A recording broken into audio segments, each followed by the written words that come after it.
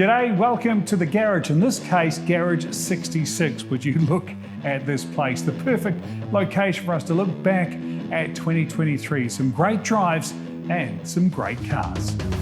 Subscribe to see the first drives of New Zealand's newest and best cars driven on New Zealand roads in New Zealand conditions.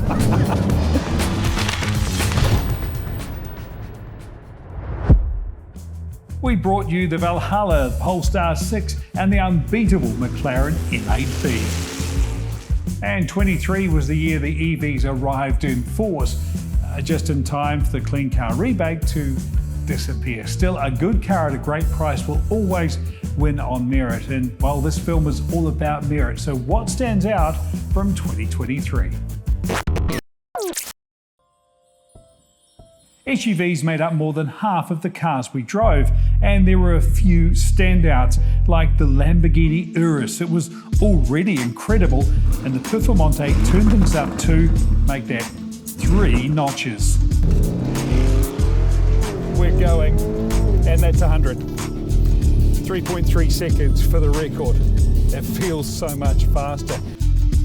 The Range Rover Sport had already been wowed by the Vogue and the Sport. Well, it bowled me over. Oh, the things I do. The Porsche Cayenne S, it continued its standard-setting march and welcomed back the V8.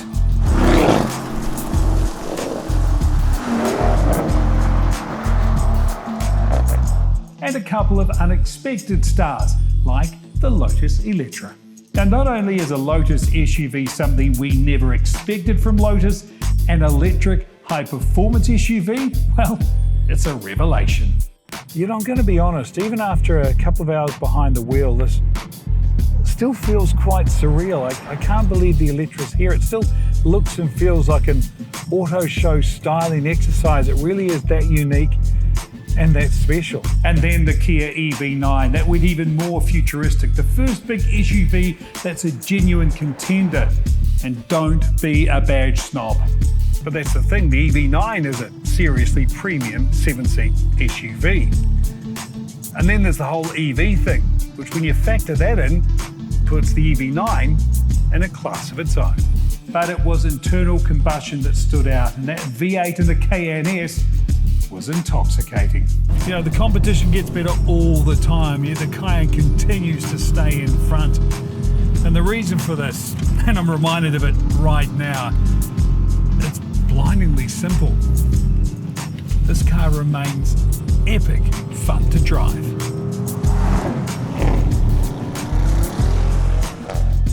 But I can't go past the Range Rover Sport. Genuine off-road capability and a level of luxury to worry, well, cars like the Audi S8. How does 0 to 100 in 3.8 seconds sound? Like that. Another luxury star was the Lexus RZ450e. The electrification only adds to that level of environmental isolation and the precision that Lexus always deliver. And don't forget the knee heaters. Yes, they work in conjunction with the seat heaters under the dash. They warm your legs up. Sort of in the same way those infrared outdoor heaters work, warming the body but not the air around you. And it's the same approach in the car. Not worried about warming the air, just the people on board. But from this year, it was a night behind the wheel of the Bentley Flying Spur Hybrid that confirmed it as my luxury choice for 2023. You know, I've long believed Bentley was the perfect candidate for electrification, and this, the Flying Spur Hybrid, proves it. This is the first step. Bentley are onto something very, very special. I know it's the best of British, but what a great Kiwi combo tonight. 0 emissions around town, yet up to 800 kilometres of open road range. It is the perfect compromise, and best of all, it does it with absolute class. Even easier to pick, my favourite ute. The Amarok, VW's partnership with Ford, it's resulted in the best ute ever to go on sale in New Zealand. Well, that's the thing, it really does drive like a car, or at least an SUV, more than it does a ute. I think the words I'd use to sum it up are stable and connected. Don't get me wrong, the Amarok will go off-road. I'm not just talking about these bumpy roads in the Waitakaries. Well, from practical to value, and there really is only one winner. The MG4, right across the range, it offers a near ridiculous level of spec, and in the case of the X-Power, performance, supercar beating performance.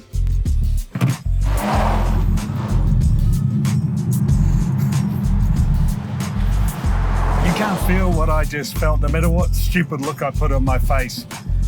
3.8 seconds is seriously quick for any car. Now to the EV class, and many EVs have already featured, but these two really stood out, the Skoda Enyaq and Cupra Born. These two cars share underpinnings but feel completely different. The Born is a feisty little bugger, the Enyaq is the more mature option. And like the MG4, it is super good value and my EV pick of the year. Okay, well this is the place to talk about performance, and we drove some crackers this year. The 911 GT3 RS. McLaren Artura. A supercar baiting Kia EV6 GT. And this is what awesome feels like. And the world's coolest wagon, the Audi RS6 Performance. But when it came to smiles, nothing could compete with the day behind the wheel of this, the Porsche 911 Dakar on a WRC Super Special stage. So after all that, how do I pick a favourite? Well, based purely on fun, that Dakar wins hands down. But if I had to choose a car for a 500-kilometre road trip around New Zealand, there's only one choice. The Range Rover Sport. There's a few EVs right at the top for me, and the Enyaq edges out the Electra, but when you factor in some real-world things like value for money, there really is no choice. My top car for 2023 is the MG4, which is hardly a surprise. It really is an all-round winner. I said it at the start, I'll say it again. You are looking at the new Car of the Year winner in New Zealand. I hope I haven't jinxed that. Well, that's us for 23-24's already been planned. I can give you the sneak peek. We're driving the DB12 at the start of the year on New Zealand roads. In the meantime, you can watch all our drives by clicking right here. Make sure you know what's coming up on Giltrap TV. Click here to subscribe. And for all the latest automotive news, just head to giltrap.com.